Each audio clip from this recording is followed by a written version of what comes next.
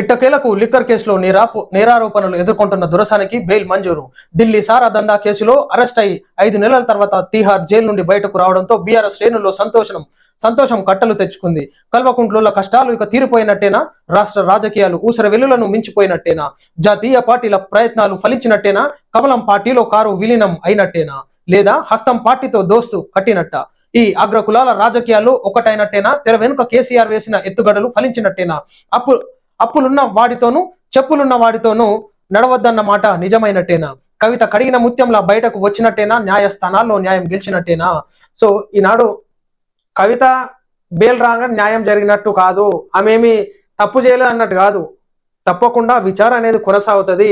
So ఇది ఇంకా process లోనే ఉంది. ఇది ఓన్లీ మధ్యంతర బెయిల్ మాత్రమే వచ్చింది.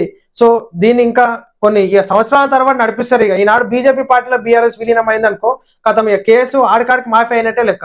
కానీ నేను బీజేపీ పార్టీలో విలీనం చేస్తలేను, అటు కాంగ్రెస్ పార్టీతో దోస్తాను నాకేం లేదు అంటున్నాను.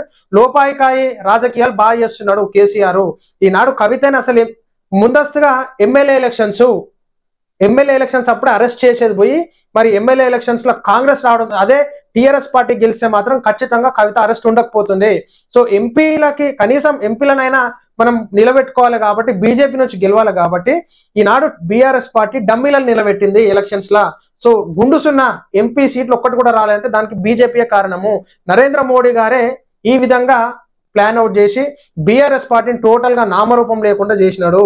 సో ఖచ్చితంగా దీనికి కేసీఆర్ ఉన్నటువంటి హరీష్ రావు ఉన్నటువంటి కేటీఆర్ ఏమేం స్కాములు చేసినారో ఖచ్చితంగా వీళ్ళని కూడా ఈనాడు తెలంగాణ రాష్ట్రంలో ప్రజలు అడిగేటటువంటి ప్రసక్తి ఉన్నది. సో ఖచ్చితంగా వాళ్ళు చేసినటువంటి స్కామ్లు తెలంగాణ రాష్ట్రంలో సగం అప్పులు తీర్చొచ్చు. వేల కోట్ల రూపాయలు ఈనాడు స్కాములు చేసినారు.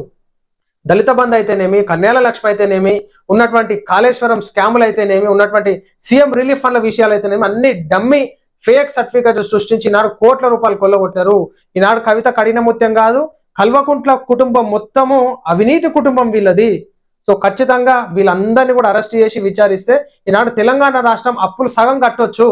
వీళ్ళు చేసినటువంటి అవినీతులు అంతా ఇంత కావు.